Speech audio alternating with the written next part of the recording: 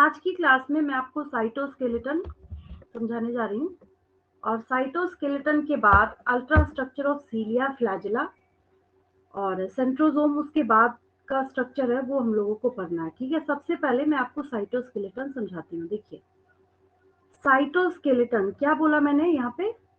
Cytoskeleton, cytoskeleton. ठीक है, तो यहाँ पे साइटो का मतलब है सेल और एक और टर्म इसके साथ जुड़ा हुआ है, दैट इज स्केलेटन, साइटोस्केलेटन। तो ये जो स्केलेटन है यहाँ पे, ये जो क्या है, स्केलेटन है। ठीक है, तो इसका मतलब हो गया कि ये क्या करेगा, सेल को, किसी भी सेल को ये एक प्रॉपर मैकेनिकल सपोर्ट प्रोवाइड करने का काम करेगा। ठीक है, तो साइटोस्केलेटन इसलिए पढ़ाया जाता है क्योंकि साइटोप्लाज्म के अंदर कुछ ऐसे स्पेशल स्ट्रक्चर्स होते हैं जो कि किसी सेल को स्टेबिलिटी प्रोवाइड करने का काम करते हैं। ठीक है, तो साइटोस्केलेटन जब यहाँ हम लोग देखते हैं तो है क्या ये? N elaborate network of filamentous proteinaceous structures consisting of microtubules. ठीक है, एक क्वेश्चन आपसे आगे जाके पूछा जाएगा, what is the nature of microtubules? अगर आपसे पूछा गया nature of microtubules, microtubules,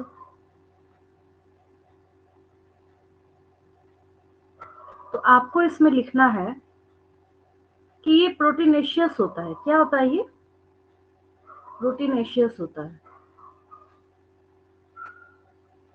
proteinaceous होता है ये।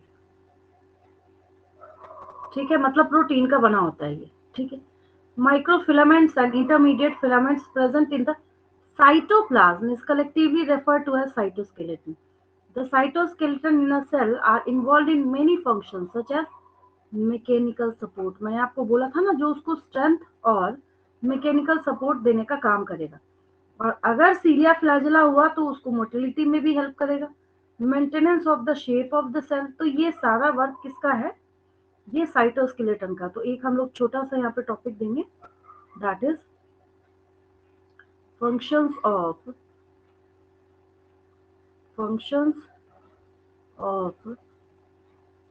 cytoskeleton,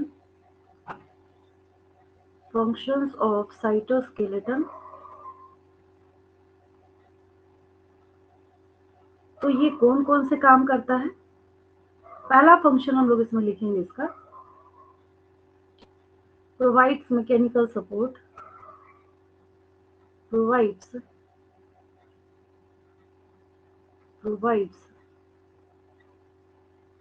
mechanical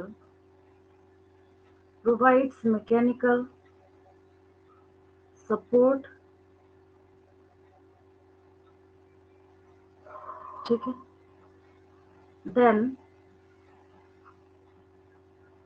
helps in motility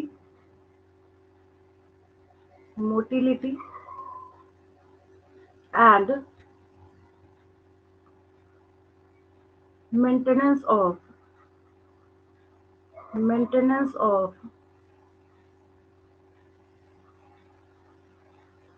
maintenance of the shape,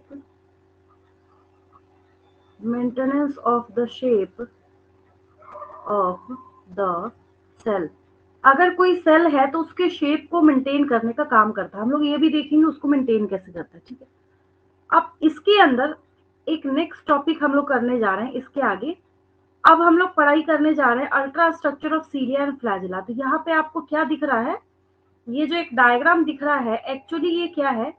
सीलिया और फ्लैजिला का अल्ट्रा स्ट्रक्चर है। ये अल्ट्रा स्ट्रक्चर बोलने का मतलब है कि ये आपको तभी नजर आ सकता है जबकि आप इसको इलेक्ट्रॉन माइक्रोस्कोप के अंदर देखेंगे। ठीक है, अंडर इलेक्ट्रॉन माइक्रोस्कोप ही ये आपको इतना डिटेल स्ट्रक्चर नजर आ सकता है। ठीक है, तो इसको हम लोग आगे करने जा रहे हैं, ultra structure of cilia and flagella. ठीक है, एक ऐसा ये डायग्राम भी सही है। थोड़ा जूम डायग्राम एक मैं देखने जा रही हूँ, जिससे मैं आपको पहले समझा देती हूँ, उसके बाद उसका जो रिटन वर्क है वो मैं एक्सप्लेन करके आपको बता दूंगी, ठीक है। सबसे पहले हम लोग एक डिटेल डायग्राम लेते हैं इसका, that is ultra structure of cilia and flagella.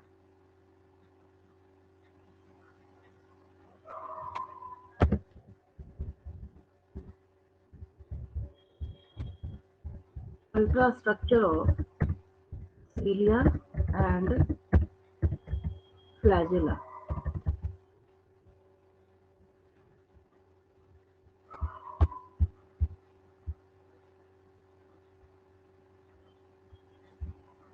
एक तो ये डायग्राम है, इसमें डिटेलिंग तो नहीं है, बहुत अच्छा नहीं है, लेकिन एक सबसे अच्छी बात ये है, इससे बच्चों को ये समझ आता है ना कि आखिर हम पढ़ाई किस चीज की कर रहे हैं, क्या पढ़ रहे हैं हम।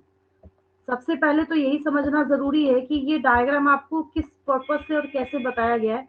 अब जैसे वहां पे डायग्राम बना हुआ है तो बच्चों को मोस्टली ये समझ नहीं आता कि उस तरीके से जो डायग्राम वहां पे बना हुआ है उसका मोटिव क्या है, पर्पज क्या है, क्यों बना हुआ है। तो सबसे पहले देखिए मैं ये समझाती हूँ, उसके बाद हम लोग एक और डायग्राम सिलेक्ट करेंगे। ये तो है सीलिया फ्लैजिला स्ट्रक्चर हम लोग देख रहे हैं, पहले मैं इसको समझा देती हूँ आपको, ठीक है। ये देखिए, अच्छा एक बात बताइए, आपको पता है कि जो पैरामीशियम आप देखते थे, ठीक है, तो पैरामीशियम के चारों तरफ जो छोटे छोटे स्ट्रक्चर्स थे वो सीलिया था, याद है आपको, ठीक है। और जैसे मैंने एक बैक्टीरियल सेल बनाया तो वो फ्लैजिला भी कैरी कर सकता है। तो इस फ्लैजिला के बीच में और सीलिया के बीच में आप डिफरेंस क्या पढ़ते थे, flagella is a long hair like structure, ये भी लोकोमोशन मूवमेंट में हेल्प करेगा और सीलिया भी लोकोमोशन में हेल्प करेगा, ठीक है। तो सबसे अच्छी बात यह है कि चाहे सीलिया हो या फिर फ्लैजिला हो, तो अगर मैंने यहाँ पे ये एक सीलिया या एक फ्लैजिला बनाया, ठीक है, और मैंने इसको यहाँ पे ऐसे कट कर दिया, कट करने के बाद ये ऐसा स्ट्रक्चर दिखता है, तो यहाँ पे 3D पर्पज से आपको ये शो किया जा रहा है, ठीक है। तो इसमें बहुत अच्छे तरीके से दिख रहा है कि बीच में यहाँ पे दो सेंट्रल माइक्रोट्यूब्यूल्स है, 1 और 2 दिख रहा है ना आपको। दूसरा कलर में लेती हूँ, सपोज कीजिए ग्रीन लेती हूँ। ये बीच में दो क्या है, यहाँ पे सेंट्रल माइक्रोट्यूब्यूल्स है, ठीक है। और ये जोड़े कितने हैं, यहाँ जो पेयर्स प्रेजेंट है ना ये माइक्रोट्यूब्यूल्स, तो ये 9 है, 1 2 3 4 5 6 7 8 एंड 9, ठीक है।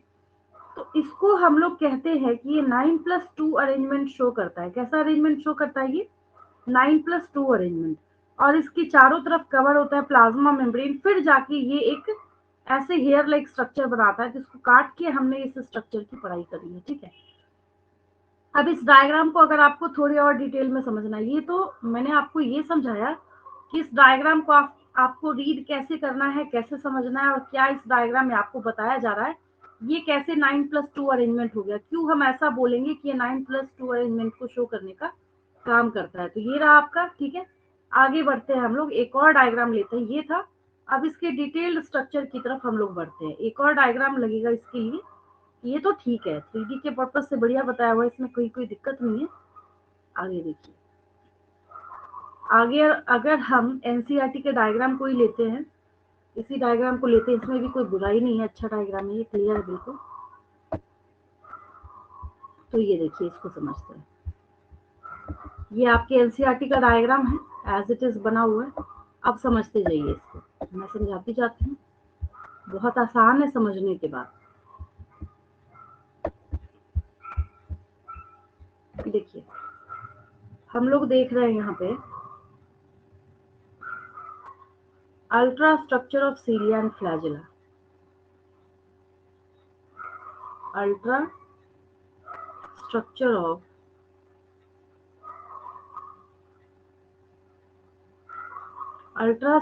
Of cilia and flagella। Ultra structure of cilia and flagella, इसको देख रहे हैं हम लोग, ठीक है।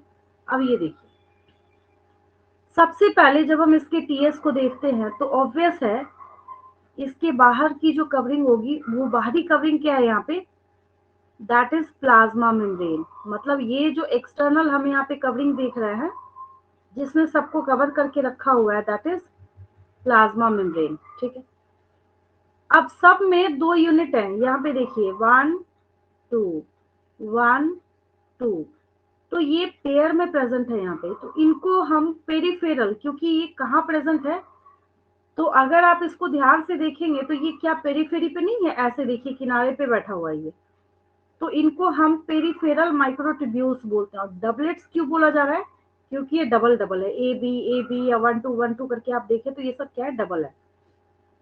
अब इसके नंबर को देखिए ध्यान से, नंबर को जब आप काउंट करेंगे तो 1, 2 को 1 यूनिट मान रहे हैं हम यहाँ पे, 2 3 4 5 6 7 8 और 9, 9 हो गया ये। और बीच में 2 सेंट्रल माइक्रोट्यूब्यूल्स हैं, 1 एंड 2। ठीक है, और सेंट्रल माइक्रोट्यूब्यूल्स के चारों तरफ जिसने ये कवर करने का काम किया है, इसको हम सेंट्रल शीथ बोलते हैं। क्या बोलते हैं इसको हम लोग, सेंट्रल शीथ बोलते हैं। ठीक है, अब ये जो पेरिफेरल माइक्रोट्यूब्यूल्स है, अब ये सेंट्रल शीट से कनेक्टेड है, तो जैसे साइकिल का पहिया आपने देखा है, साइकिल का व्हील आपने देखा है, तो ऐसे स्पोक्स होते हैं ना, उसको स्पोक ही बोलते हैं वहां पे, ये है ना स्पोक्स, तो यहाँ भी उसको रेडियल स्पोक ही बोलते हैं। अच्छी बात ये है। ठीक है, अब एक और चीज यहाँ पे ध्यान देने वाली क्या है, कि जो पेरिफेरल माइक्रोट्यूब्यूल है यहाँ पे, तो एक पेरिफेरल माइक्रोट्यूब्यूल और दूसरा पेरिफेरल माइक्रोट्यूब्यूल एक बीच में एक स्ट्रक्चर से कनेक्टेड है। ये देखिए जो मैं पिंक कलर से यहाँ पे मार्क कर रही हूँ, दैट इज, अब ये क्या हो जाएगा, क्योंकि ये डबलेट्स है और डबलेट्स को जोड़ने का काम एक ब्रिज कर रहा है, तो इसका नाम हम लोग रख देंगे इंटर डबलेट ब्रिज। कितना आसान हो गया ये, है ना। तो ये ultra structure of cilia and flagella सीखा आपने, ये क्या हो गया, इंटर डबलेट ब्रिज। ये क्या हो गया, inter doublet bridge, inter doublet bridge, inter doublet bridge, inter doublet bridge, inter doublet bridge, inter doublet bridge, inter doublet bridge और इंटर डबलेट ब्रिज। ठीक है, तो ये स्ट्रक्चर जो है ये हम लोगों ने सीखा यहाँ पे, तो ये इंटर डबलेट ब्रिज जो है इसको हम लोग सीख रहे हैं। ठीक है, देन देखिए ये जो इंटर डबलेट ब्रिज है यहाँ पे, तो बीच में भी यहाँ पे जो दोनों सेंट्रल माइक्रोट्यूब्यूल्स है उनको भी यहाँ पे एक ब्रिज जो है वो जोड़ने का काम कर रहा है, और इसके बाहरी तरफ जो है यहाँ पे, दैट इज सेंट्रल शीट बोलते हैं हम लोग उसको, क्या कहते हैं, सेंट्रल शीट बोलते हैं। ठीक है, अब ये जो आपने स्ट्रक्चर्स यहाँ पे सीखे हैं, इसको आप एक बार फटाफट रिकॉल कीजिए, उसके बाद मैं आपको इसके स्पेशल स्ट्रक्चर को समझाती हूँ। एक चीज देखिए, आपकी एनसीईआरटी बुक में एक स्टेटमेंट लिखा गया है, स्टेटमेंट भी बोल सकते हैं, टर्म भी बोल सकते हैं, वहां पे आपको बताया गया है कि the core of cilia and flagella is known as, मतलब प्लाज्मा मेम्ब्रेन तो ठीक है, उसके चारों तरफ एक बाहरी कवरिंग होगी ना, उसको हम एक्सोनिम बोलते हैं, AXONEME, क्या बोलते हैं उसको हम लोग, एक्सोनिम बोलते हैं। ठीक है, तो इसको हम समझेंगे अभी। चलिए अब जो इसका रिटन वर्क है वो मैं आपको समझा देती हूँ। ये तो आपको बहुत इजीली समझ आ गया होगा कि क्या है, कैसे आपने पढ़ा है, और एक एक चीज एक एक लेबल जो है आपको यहाँ पे समझ आ गया होगा। आगे बढ़ते हैं हम लोग। देखिए शुरू का जो इसका इंट्रोडक्शन है जो फर्स्ट पेज पे है यहाँ पे अवेलेबल आपके पास, आगे देख लेते हैं हम लोग। देखिए नेक्स्ट पेज पे मूव करते हैं और आगे देखते हैं हम लोग। ये रहा ultra structure of cilia and flagella, और ये रहा सीलिया एंड फ्लैजिला।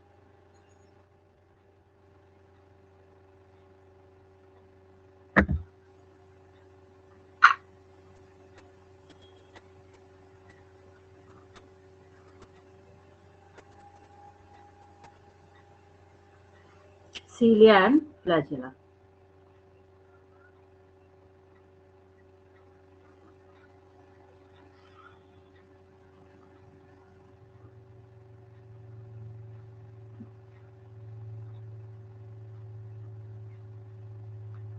और टॉपिक है आपका ultra structure of cilia and flagella.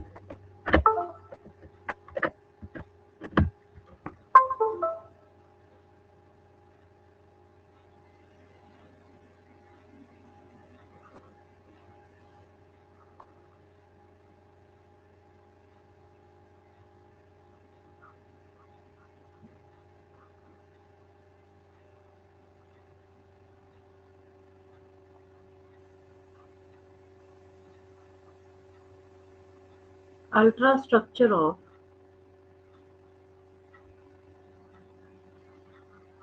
cilia and flagella.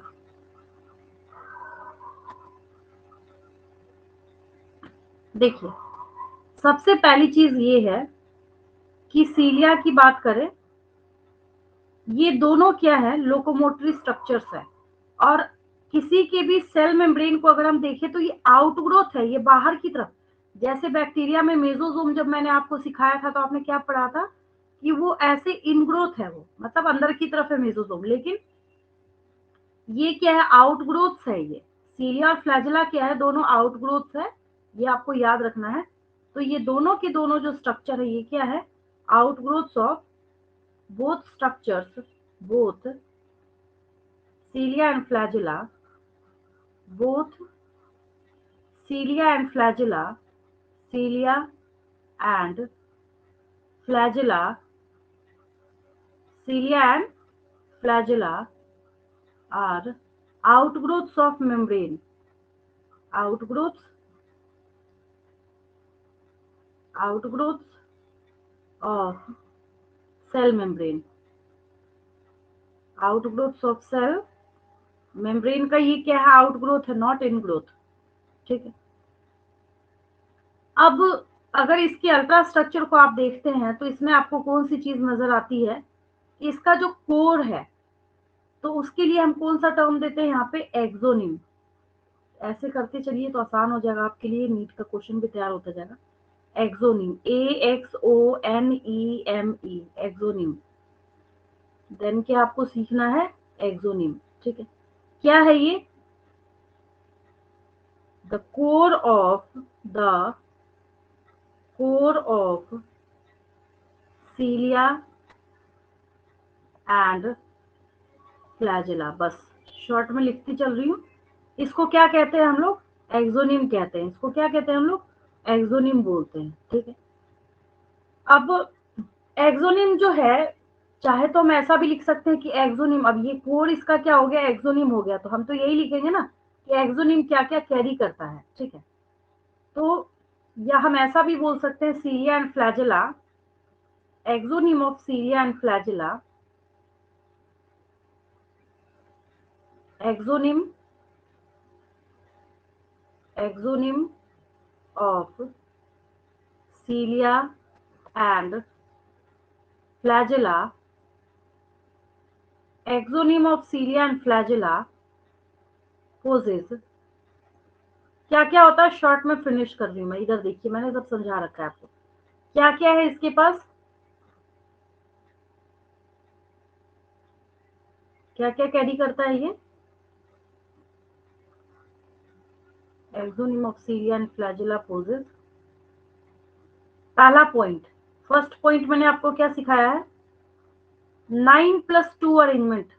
इसके ऊपर क्वेश्चन कितने ईयर्स पूछे गए हैं देख लीजिएगा उसको।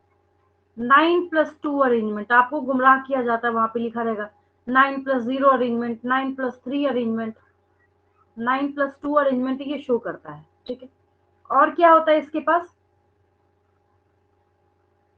9, मतलब 9 जो थे बाहर की तरफ थे, 9 doublet microtubules, 9 peripheral, 9 peripheral microtubules, याद आया, माइक्रोट्यूब्यूल्स। मतलब जो आपने ये बनाया तो ऐसे 1 2 3 4, ये टोटल कितने थे, 9 थे, है ना। वही लिखा है मैंने कि पेरिफेरल माइक्रोट्यूब्यूल्स थे, और ये कैसे थे, ये डबलेट के फॉर्म में थे, तो डबलेट्स लिख लीजिए, डबलेट्स। डबलेट्स किससे कनेक्टेड थे, doublets are connected by, doublets are connected, doublets are connected and joined, connected and joined by interdoublet bridge, inter doublet bridge. Inter doublet bridge से क्या होते हैं, ये जुड़े हुए होते हैं, ठीक। सेंट्रल ट्यूब्यूल्स भी है यहाँ पे, two central tubules, two central tubules are enclosed by a central sheath, a central sheath हो गया ये। तो शॉर्ट में मैंने आपको लिख दिया, समझ भी आ गया होगा आपको। तो ये सेंट्रल शीथ से कवर्ड होता है, ठीक है। और ये सब किससे कनेक्टेड होते हैं सेंट्रल शीथ से? तो रेडियल स्पोक के थ्रू। किसके थ्रू होते हैं? रेडियल स्पोक के थ्रू, ठीक है। यहां तक कोई डाउट तो नहीं किसी को? क्लियर है बिल्कुल?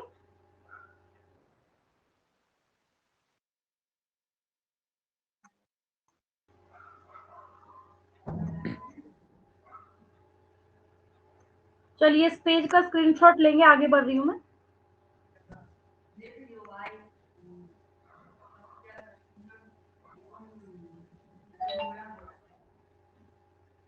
ये था आपका ultra structure of cilia and flagella, ठीक है। अब आगे बढ़ रहे हैं हम लोग।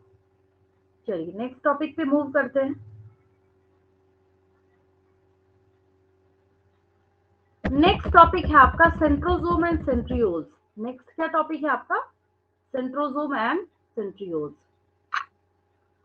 ये जब आप बेस देखेंगे ना, सीलिया फ्लैजेला का जो बेस है, ठीक है, तो सीलिया फ्लैजेला का जो बेस है वो सेंट्रियोल्स का ही बना होता है। और जिस बच्चे को ultra structure of cilia and flagella समझ आया होता है, उसको बहुत अच्छे से ये भी समझ आता है कि हम सेंट्रोजोम या सेंट्रियोल्स के अल्ट्रा स्ट्रक्चर को कैसे समझें, ठीक है। उनको समझने में दिक्कत नहीं आती।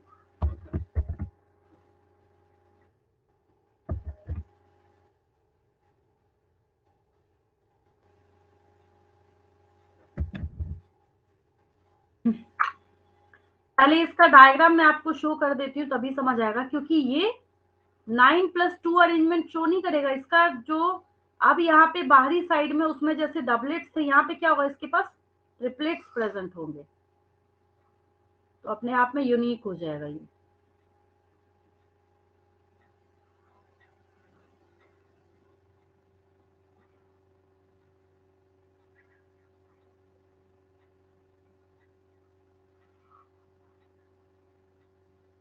Centrosome and centrioles. जब मैं आपको cell cycle and cell division पढ़ा रही थी, क्या पढ़ा रही थी? Cell cycle and cell division. तो वहां क्या सीखा था आपने?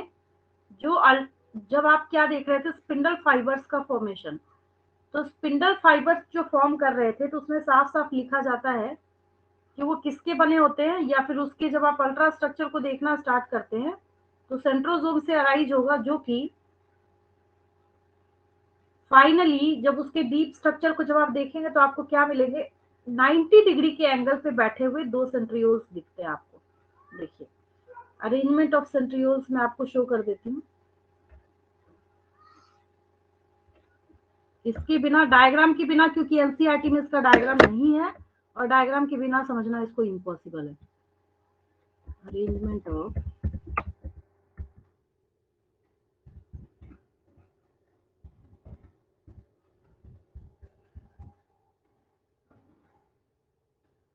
सेंट्रोजोम के अंदर सेंट्रियोल्स का अरेंजमेंट कैसा होता है उसको देखेंगे हम लोग। ये देखिए, किसी को भी देखिए, बढ़िया बढ़िया डायग्राम है, बट ये बेस्ट है।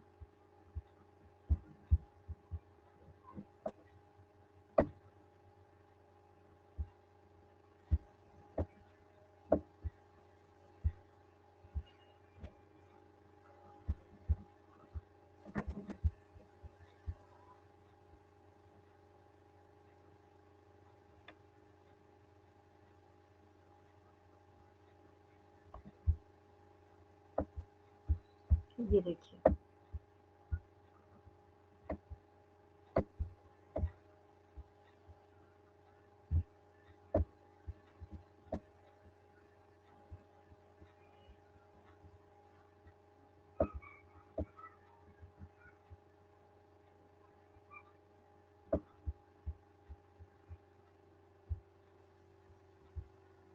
देखिए इसके बीच का दो सेंट्रियोल्स जो अरेंज होते हैं, जो दो सेंट्रियोल्स अरेंज होते हैं, पहली बात तो ये है कि ये कार्टविल जैसा स्ट्रक्चर जो ऐसे है ना, ये गोला सा ये जो बना हुआ है, इसको थोड़ा ध्यान से देखिए। इसके इस कोने पे आप देखिएगा तो ये क्या है, यहाँ देखिए ट्रिपलेट है, 1 2 3। अच्छा, ultra structure of cilia and flagella में क्या आपने देखा था? Ultra structure of cilia and flagella में आपने देखा था डबलेट थे बाहर की तरफ, यहाँ क्या है, ट्रिपलेट है। अब ये इसका क्रॉस सेक्शन है, ये क्या है, इसका क्रॉस सेक्शन का अरेंजमेंट यहाँ पे शो किया जा रहा है। इसको जब आप काउंट कीजिएगा तो क्या मिलेगा आपको, यहाँ देखिए 1 2, ये भी टोटल कितना है, 9 है, 1 2 3 4 5 6 7 8 9 10, ठीक है। तो सेंट्रोसोम के बारे में बोला जाता है is an organelle usually containing two cylindrical structures. ये एक पहला सिलिंड्रिकल स्ट्रक्चर और ये दूसरा सिलिंड्रिकल स्ट्रक्चर। सेंट्रोसोम क्या है, ये दो सिलिंड्रिकल स्ट्रक्चर्स को कैरी करता है जिसको हम लोग सेंट्रियोल्स कहते हैं, ठीक है। ये एक अमोर्फस पेरीसेंट्रियोलर मटेरियल से क्या होता है, सराउंडेड होता है, मतलब घिरा हुआ होता है, कवरिंग होती है। Both the centrioles in a centrosome lie perpendicular, मतलब इसके बीच का जो एंगल है दैट इज 90 डिग्री। ये नीट का क्वेश्चन है, what is the angle between the two centrioles, तो आप किसको मार्क कीजिएगा, 90 डिग्री को। क्यों? क्योंकि ये परपेंडिकुलर पे लाई करते हैं एक दूसरे के साथ, ठीक है। और कार्टविल जैसे अपीयरेंस को ये क्या करते हैं, शो करते हैं, अगर आप इसको ध्यान से देखिएगा तो, ठीक है। 9 evenly spaced peripheral fibrils of tubulin protein. अच्छा, ये जो फाइब्रिल्स मतलब ये जो ट्रिपलेट्स हैं, ये जो क्या है यहाँ पे, ट्रिपलेट्स हैं, तो ये किसका बना होता है, तो ये ट्यूबुलिन प्रोटीन का बना होता है। किसका बना होता है? ट्यूबुलिन प्रोटीन का बना होता है, ठीक है। और पेरिफेरल फाइब्रिल जो है एक ट्रिपलेट होता है, देख ही रहे हैं आप यहाँ पे क्या है, ये सारा ट्रिपलेट। और भी इससे अच्छा एक डायग्राम मैं आपको शो करती हूँ। The adjacent triplets are also linked, वो भी ऑब्वियस से जुड़ेगा। The central part of the proximal region of the centriole is also proteinaceous and called the hub. मतलब बीच वाला जो पोर्शन ये जो है ना, ये देखिए, ये इसको हब बोलते हैं। इसके सेंट्रल पोजीशन को क्या बोलते हैं, हब बोलते हैं। Which is connected with tubules of the peripheral triplets, इस डायग्राम में आपको नहीं दिखा है, उसको हम स्पोक्स बोलते हैं। ये बाहर वाले को जो हब जोड़ेगा उसको हम लोग क्या कहते हैं, रेडियल स्पोक्स यहाँ पे भी बोलेंगे, ठीक है। ये भी प्रोटीन का ही बना होता है। Centrioles from the basal body of cilia और flagella and spindle fibres that give rise to spindle apparatus during cell division in animal cells. इन जगहों पे क्या होता है, ये पाया जाता है, ठीक है। एक और डायग्राम मैं आपको शो करती हूँ, इससे भी बढ़िया, जिसमें आपको ये तो समझाने के पर्पज से ठीक था, इतना कम से कम डायग्राम से आपको समझ तो है। यहाँ पे तो आपकी बुक में तो डायग्राम दिया गया ही नहीं है, जबकि डायग्राम बहुत जरूरी है इसको समझने के लिए। हवा में कोई बच्चा कितना समझ सकता है ना। कुछ बेसिक पॉइंट्स में लिख दूंगी, उसकी टेंशन आप मत लीजिए। शॉर्ट में जैसे मैंने सीलिया और फ्लैजिला का लिखा था। और देखिए, और भी देखते हैं हम लोग। इसका अरेंजमेंट तो है ही है, कुछ और अल्ट्रा स्ट्रक्चर हो तो देख लेते हैं हम लोग, हो तो अच्छी बात, नहीं हो तो कोई बात नहीं।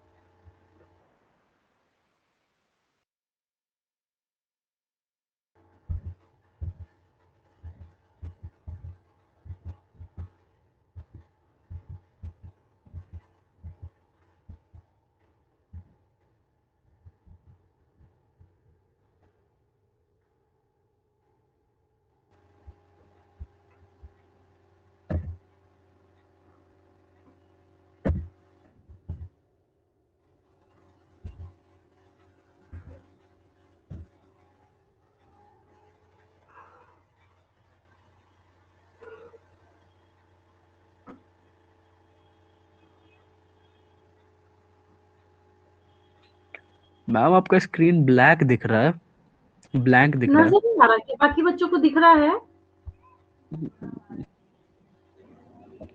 रुकिए बाकी मैम बच्चों फिर को से नहीं दिख मैम रिजॉइन करते हैं। अब ब्लैक हो रहा। हाँ, चुका, ब्लैक है स्क्रीन पूरी तरह से। अच्छा कोई बात नहीं, एक बार रिज्वाइन करके देख। एक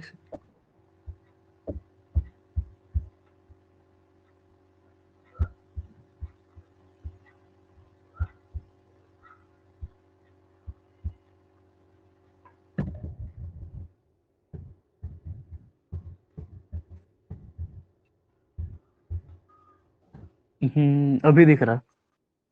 हाँ ठीक, थोड़ा आ जाता है इधर, कुछ दिनों से है इधर इसमें। चलिए, एक डायग्राम है, काफी क्लियर है, बहुत अच्छा है।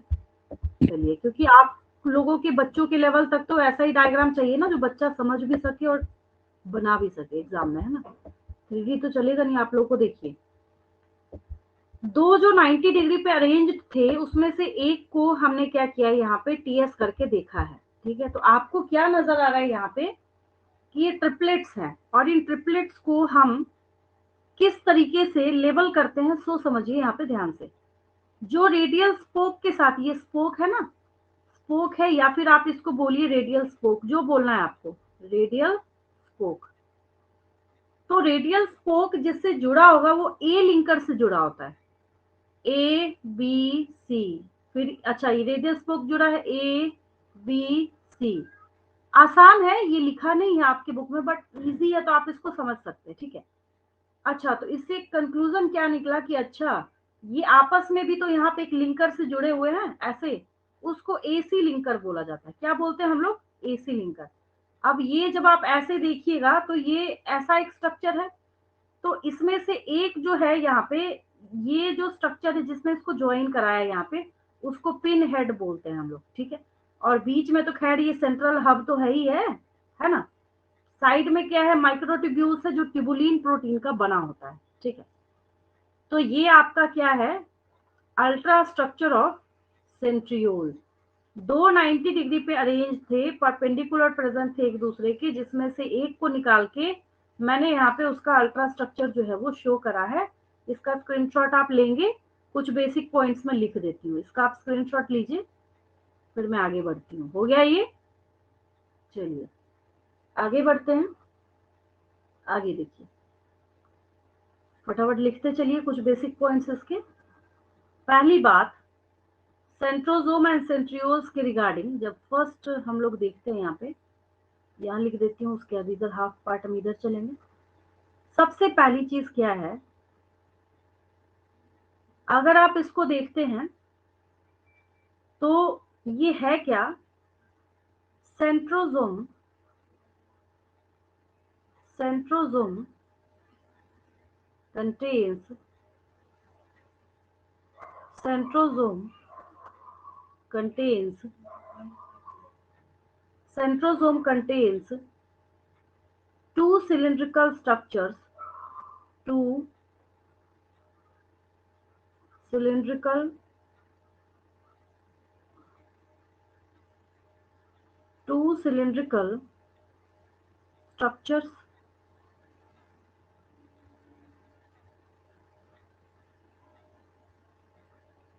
called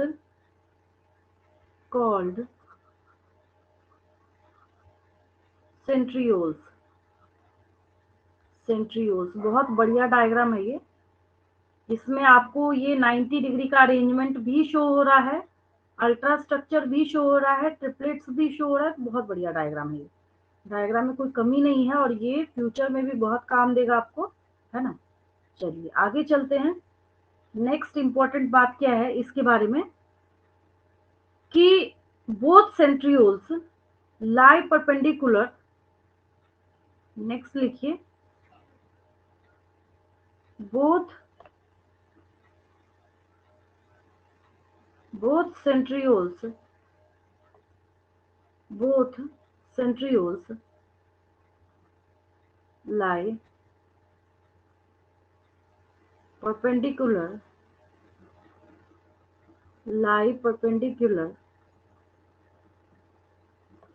मतलब कि इसमें एंगल कितने का होगा, 90 डिग्री। थोड़ा हैंग कर रहा है ये।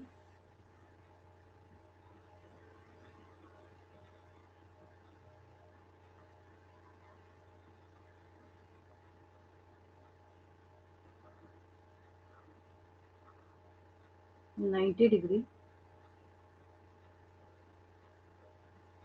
टू each other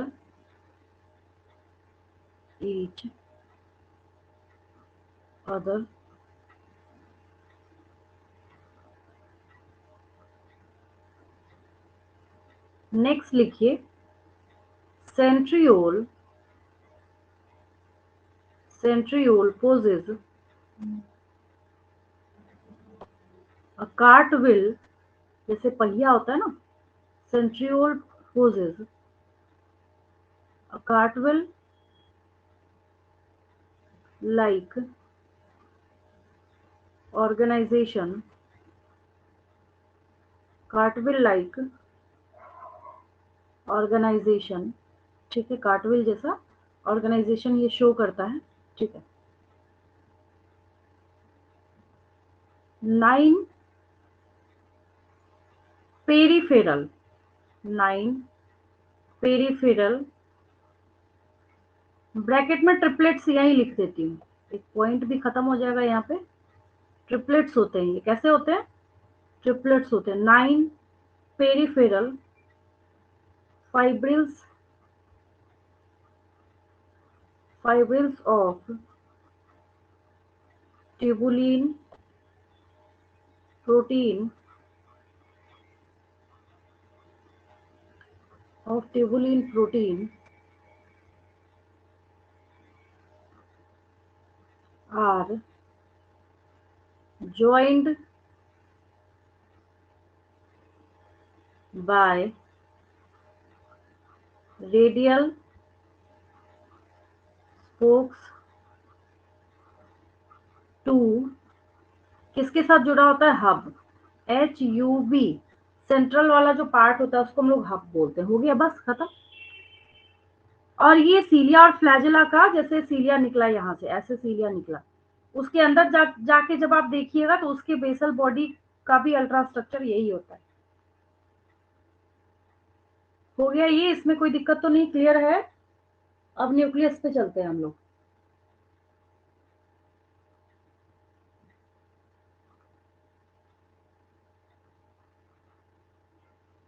आगे बढ़ रहे हैं हम लोग। नेक्स्ट जो है हमारा टॉपिक, जो आपका फेवरेट है बच्चों का, काफी आसान है, दैट इज न्यूक्लियस है, ठीक है। न्यूक्लियस पे चलते हैं हम लोग।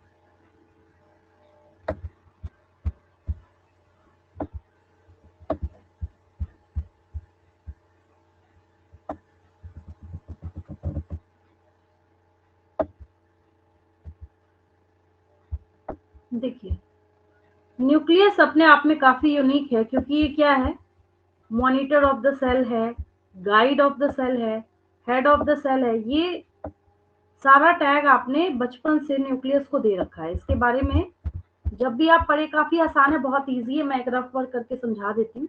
देखिए, न्यूक्लियस की हेडिंग दे दीजिए, nucleus.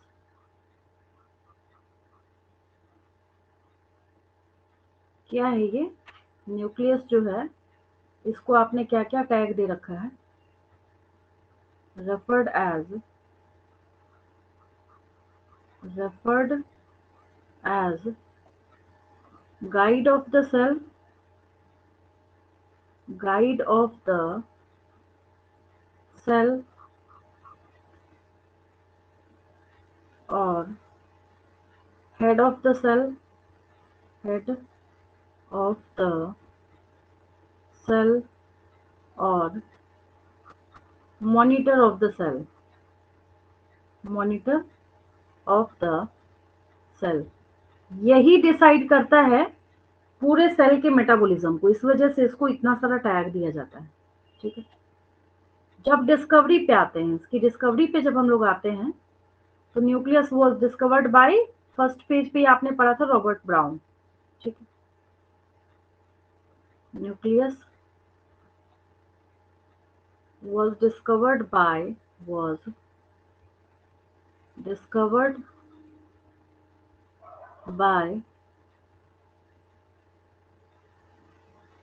Robert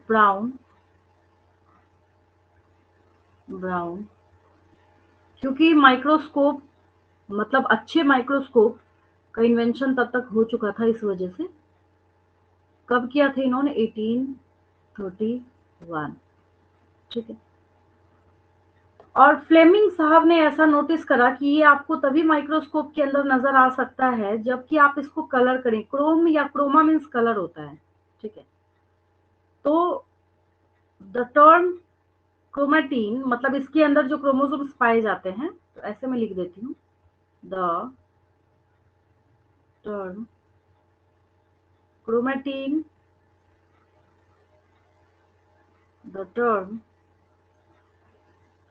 chromatin was coined by Fleming. Fleming ने इनको क्रोमेटीन नाम दिया था, मतलब इसके अंदर जो क्रोमोसोम्स पाए जाते हैं। ठीक है। अब न्यूक्लियस की जब हम लोग बात करते हैं तो न्यूक्लियस के स्ट्रक्चर को फटाफट समझ लीजिए। चलिए,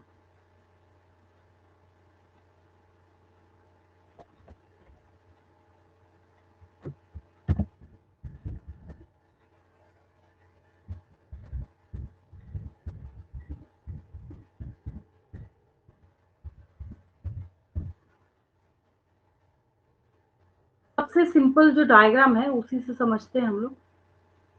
बहुत ज्यादा दिमाग खपाने की जरूरत नहीं है, समझना है आपको। देखिए, किसी भी डायग्राम को, सिंपलेस्ट डायग्राम को निकालिए, इसी से समझ आए।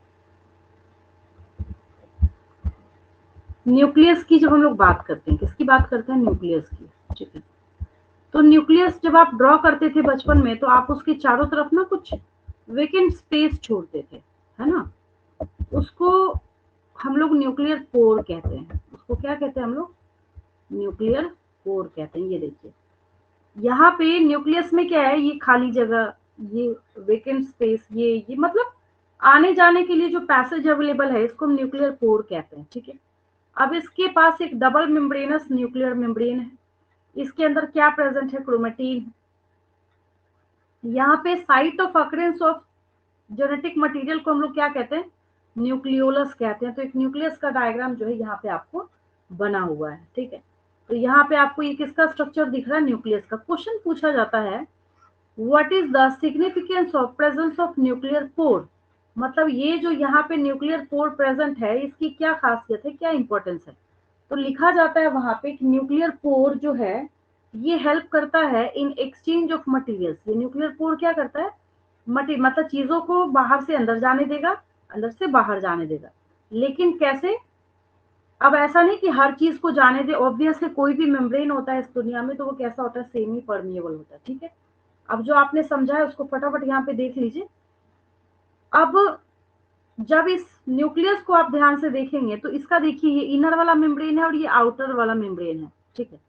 इसके बीच में एक स्पेस आपको दिख रहा है, दिख रहा नहीं दिख रहा है? दिख रहा है आपको, है ना?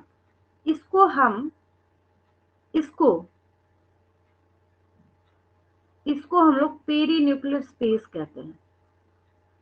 Peri nuclear space. ठीक है। अब चलिए आगे फटाफट देखते चलिए। ये देखिए,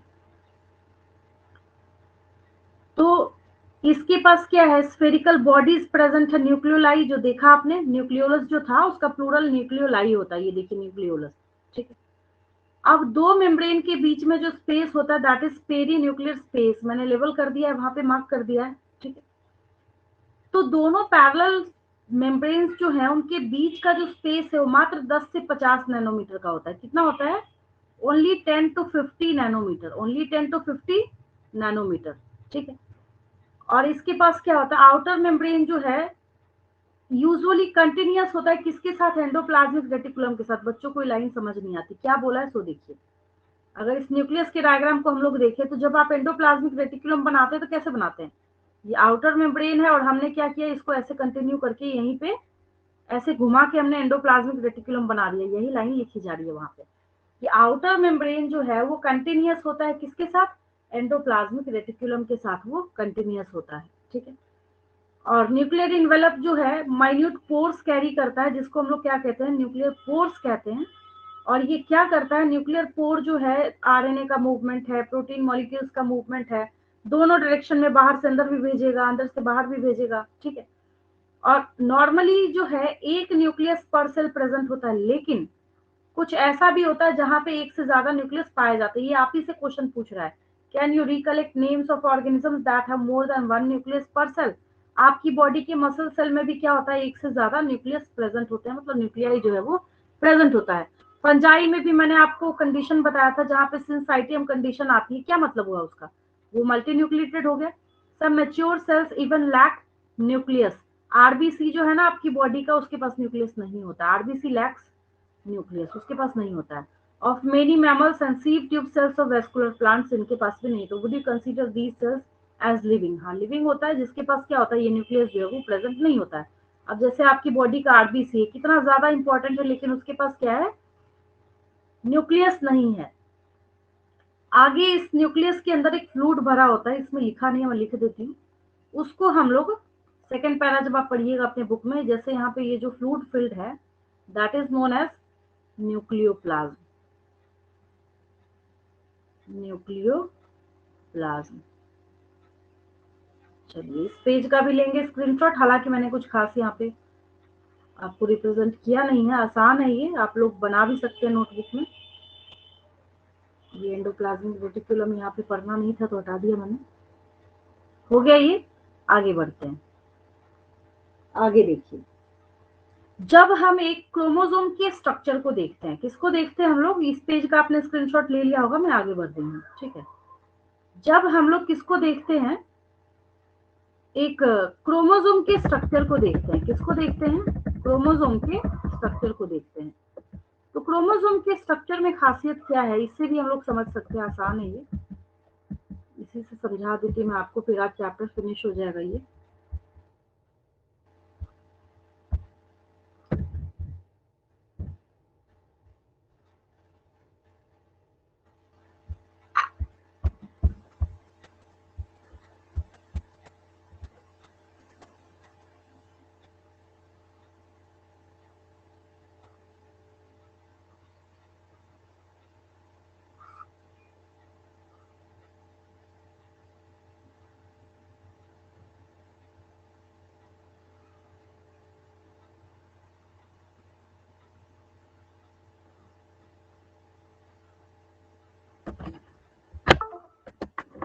देखिए ये जो आपको डायग्राम यहाँ दिख रहा है, डायग्राम बोल सकते हैं, स्ट्रक्चर बोल सकते हैं, जो मर्जी आप बोलिए, ठीक है। ये जो यहाँ पे आपको डायग्राम दिख रहा है, क्या है ये, एक्चुअली क्रोमोसोम है। क्या है ये, क्रोमोसोम है। अच्छा, क्रोमोसोम की खासियत क्या होती है, क्रोमोसोम की खासियत ये है कि बीच में एक प्राइमरी कंस्ट्रिक्शन कैरी करता है, इसको हम लोग प्राइमरी कंस्ट्रिक्शन, जैसे ये बनाया आपने, ये बनाया, ये बनाया, ये बनाया, तो बीच में यहाँ पे ऐसे गड्ढा है ना, ये जो क्लीवेज है, तो प्राइमरी कंस्ट्रिक्शन हुआ ये। तो यहाँ पे ये जो प्राइमरी कंस्ट्रिक्शन है, इसको हम लोग सेंट्रोमियर बोलते हैं, याद रखिए। पहले तो आप ये समझिए क्या बोलते हैं हम लोग, इसको सेंट्रोमियर बोलते हैं, ठीक है। अच्छा, क्रोमोसोम बना कैसे, तो मैं एक पेज ले रही हूँ जहां पे मैं ऐसे कर देती हूँ, बिल्कुल सिंप्लीफाई करने के लिए। अगर आपसे कोई पूछे कि बताओ क्रोमोसोम में कौन कौन सी चीजें प्रेजेंट होती हैं, तो आप उसको बताइएगा, एक क्रोमोसोम के अंदर डीएनए तो होता ही होता है, डीऑक्सीराइबो न्यूक्लिक एसिड, इसके साथ साथ प्लस इसके पास हिस्टोन प्रोटीन भी प्रेजेंट होता है। हिस्टोन प्रोटीन क्या प्रेजेंट होता है इसके पास, हिस्टोन प्रोटीन भी प्रेजेंट होता है। तो कौन सा प्रोटीन प्रेजेंट होता है क्रोमोसोम में, हिस्टोन प्रोटीन, ठीक है। वही यहाँ पे हिस्टोन प्रोटीन लिखा गया, हिस्टोन प्रोटीन भी इसमें प्रेजेंट होता है। आगे आपको बोल भी रहा है कि डिटेल स्टडी आप क्लास 12th में करेंगे। हालांकि आगे मैं आपको बता देती हूँ, इस सेंट्रोमियर के ऊपर एक डिस्क शेप्ड स्ट्रक्चर जो है प्रेजेंट होता है, उसको हम लोग काइनेटोकोर बोलते हैं, यानी कि a disc shaped structure is attached on centromere that is known as kinetochore. क्या बोलते हैं हम लोग उसको? काइनेटोकोर बोलते हैं। तो यहाँ पे लिख लीजिए kinetochore, kinetochore, kinetochore,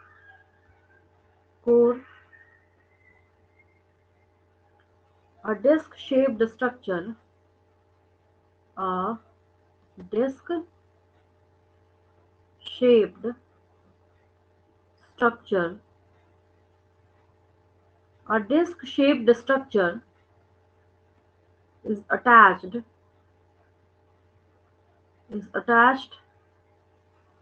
on centromere of chromosomes called as kinetochore,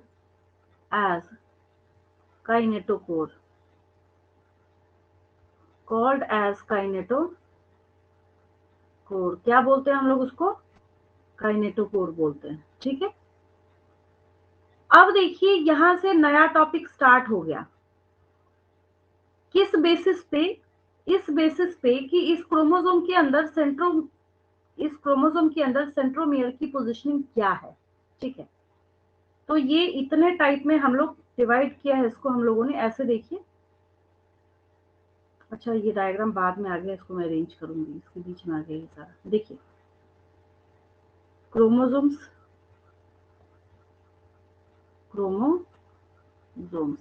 classification किस बेसिस पे हम कर रहे हैं? On the positioning of centromere, on the positioning of centromere.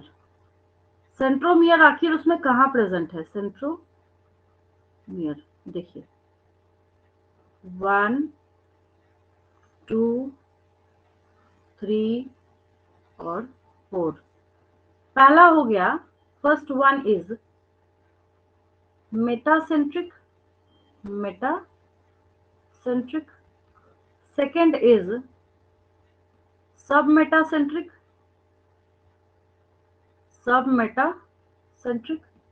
Third is acrocentric, and fourth one is telocentric। बहुत आसान है, बहुत इजी है ये। कैसे, किस बिना पे, कौन से बेसिस पे हम लोगों ने इसको किया है?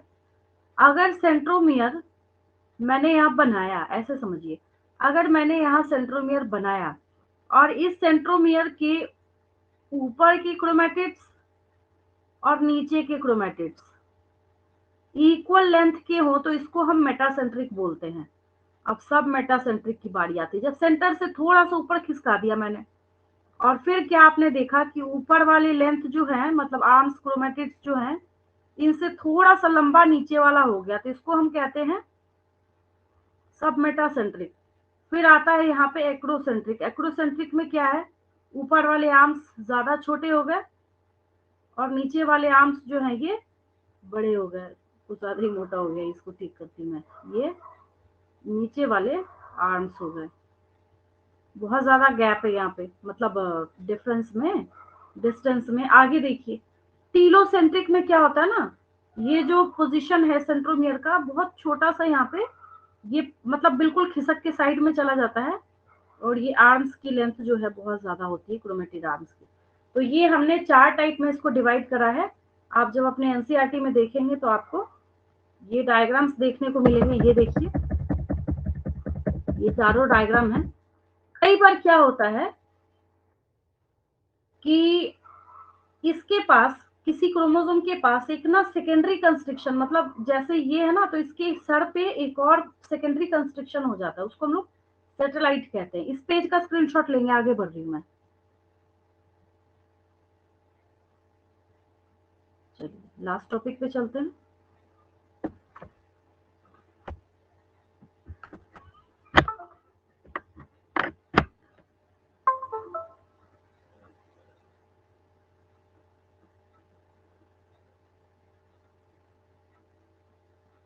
तो सेकेंडरी जो कंस्ट्रक्शन होता है उसको हम क्या कहते हैं? सैटेलाइट्स बोलते हैं। क्या बोलते हैं? सैटेलाइट्स बोलते हैं।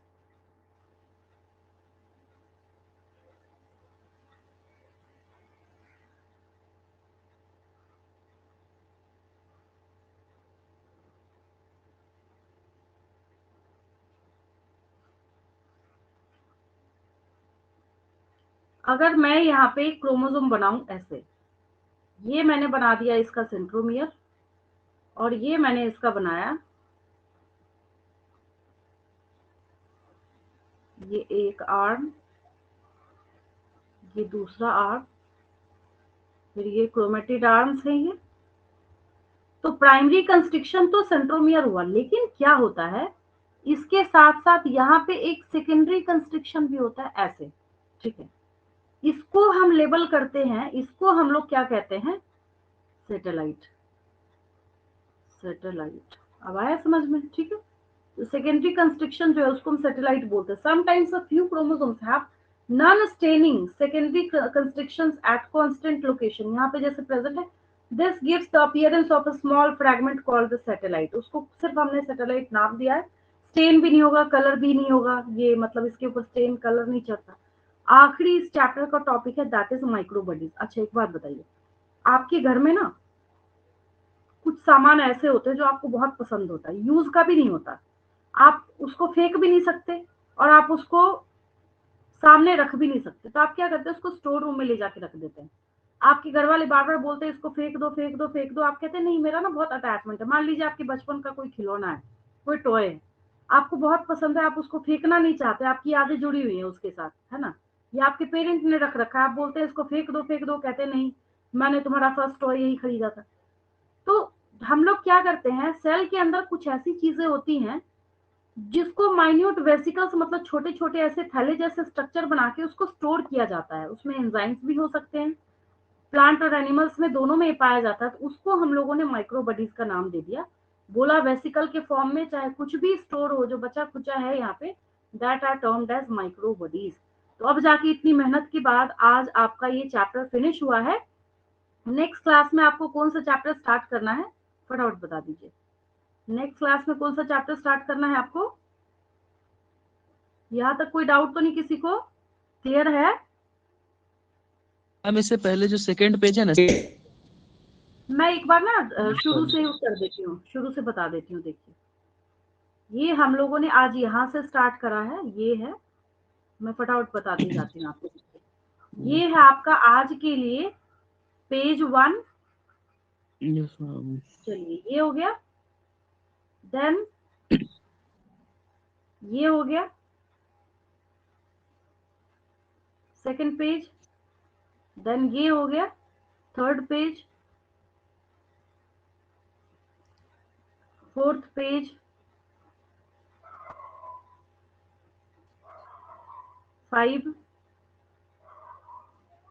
5 के बाद एक पेज इसका मिस्टेक से मेरे से यहाँ चला गया है, इसके बाद इसका स्क्रीनशॉट लेंगे। ये देखिए ये है, इसके बाद न्यूक्लियस स्टार्ट होता है, देन फिर वापस ये न्यूक्लियस। बहुत सारा हम लोगों ने आज टॉपिक कवर किया है। देन न्यूक्लियस, देन ये न्यूक्लियस का स्ट्रक्चर है, काफी नीट एंड क्लीन है। देन इसको तो रहने दीजिए आप, ये तो आपकी बुक का पीडीएफ और कुछ है नहीं। ये उसके बाद ये किया है हम लोगों ने, देन ये, और फिर लास्ट में ये।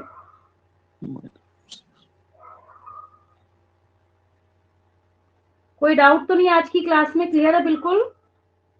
Yes ma'am. चलिए यस मैम।